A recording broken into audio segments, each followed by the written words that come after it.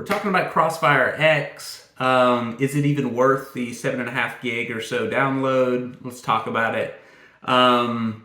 Here's my opinion from a Counter-Strike player's opinion. I love Counter-Strike, one of my favorite games of all time. I'm a big CSGO fan. And I was kind of excited for CrossfireX. I knew it wouldn't be fantastic just based off the beta gameplay, but I was excited because I want a Counter-Strike game on console. There was one back on the 360.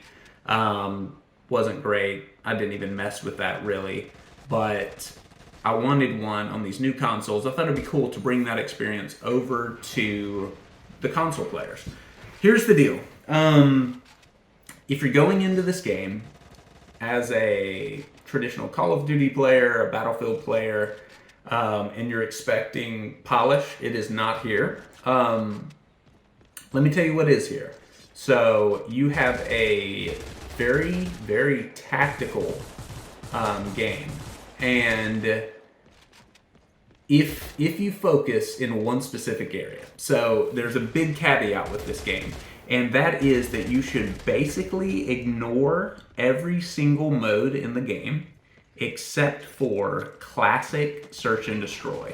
The game clearly, to me, was designed around classic search and destroy, and there's only one level for search and destroy in this game. And so do with that what you will. If that's worth the 7.5 gigabyte download for you, great. I think it is. Give it a shot for an hour or so. If you just can't get into it, that's okay. But at least give it a shot. What that mode provides you is a almost one-for-one Counter-Strike experience. Not one-for-one. Counter-Strike doesn't do loadouts like this, so Counter-Strike forces you to buy your guns at the beginning of the round. If you die, you lose those guns and therefore lost the money.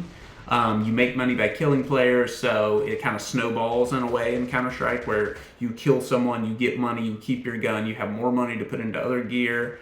And so you find yourself in situations in Counter-Strike where you die twice, for example, and then you go, I can't keep buying mediocre weapons. I need to just save for a few rounds to gain my money up. We'll lose, even if we lose, we'll play with pistols, we'll save for a few rounds so that then we can all buy guns that are equal with the opposition and we can compete and maybe win some rounds.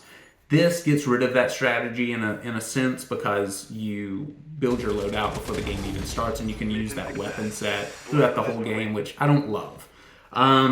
Because to me, there's some balance issues there. But what this game does give you is that classic communication. It requires teamwork. It's very tactical. It gives you that classic CSGO search and destroy experience. And it's rough around the edges. The sound is terrible. Sound designs sound like somebody recorded it with a mic in this room and banged on a table as you're walking. Like, it's not good. Like, the sounds are not great. And you'll notice that immediately. Very mobile gamey in the sounds. The movement is awkward on console, so you're going to be shooting a lot with your left stick because it's difficult to shoot with your right stick. That's just the fact of it. You're going to see a lot of potato aim in this game. And that, I'm not sure if that's due to a delay in the right stick or potentially, I don't know, there's several versions of aim assist in this game, varying levels of strength to that aim assist, but the aiming's not fantastic, so you're going to have to really feather it and get used to it. There's not that classic Call of Duty, you're not even aiming at the guy, but he's over here, and you hold down the left trigger and it snaps to the guy. There's none of that. There is some, but it's not good. On classic mode, you can't even aim down sight anyway. So get the notion that it's a very precise, snappy shooter out of your head, because it ain't going to happen. It is filled with camping, so if you're a Call of Duty player who likes to run in circles and down two paths, choose a path, sprint, and just run and gun, and more of an arcade game, this ain't for you in a lot of ways. If you're expecting that, I think it is for you, but if you're expecting that going in, don't, because you're not going to get that here. It's a lot of two dudes camping in a basically area or room. There's maybe 4 different corners they could be behind. You don't know what it's going to be behind. The time to kill is pretty quick.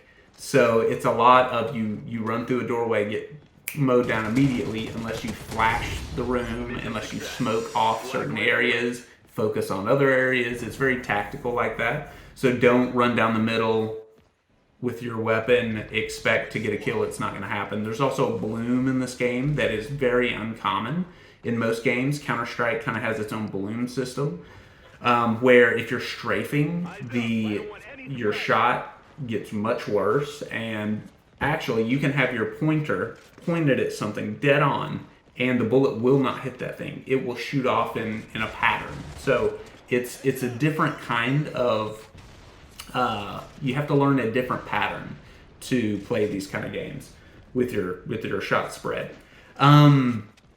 If you can get past that, if you're willing to try this style of game out, I think it's actually fun. I think you're going to have a fun time as long as you stick to classic search and destroy. I really think there's some fun to be had here, and it's worth the 7.5 gig download.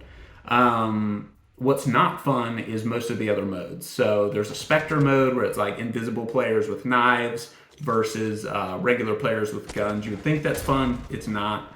It is the dudes with knives having almost no health, getting mowed down, and taking 3 hits to kill the guy with guns, even from behind. It doesn't matter. There's no one-hit kill to the back. It's just it's terrible.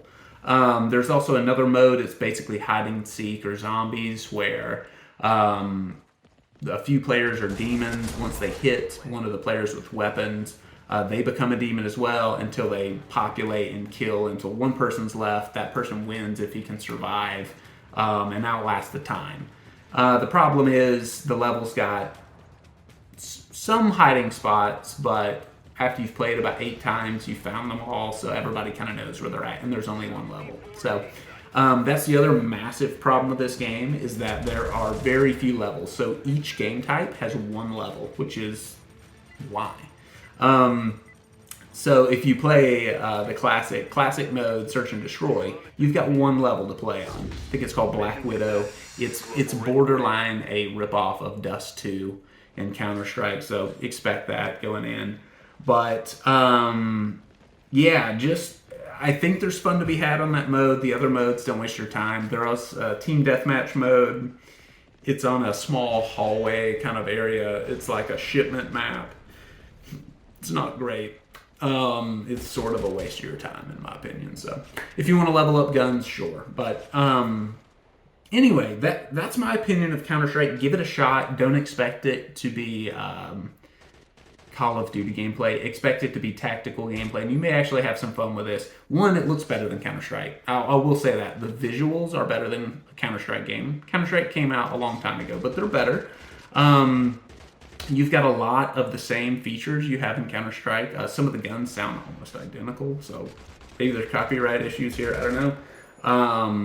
Some of the guns play almost identical. So if you're looking for that Counter-Strike experience in a console, this may be for you. It's actually fun. But all the other modes, it doesn't give off a good impression. I understand why people jump on for 30 minutes, hate it, uninstall. I get it. Stick to classic Search and Destroy, and you're going to have a good time. Thanks, guys.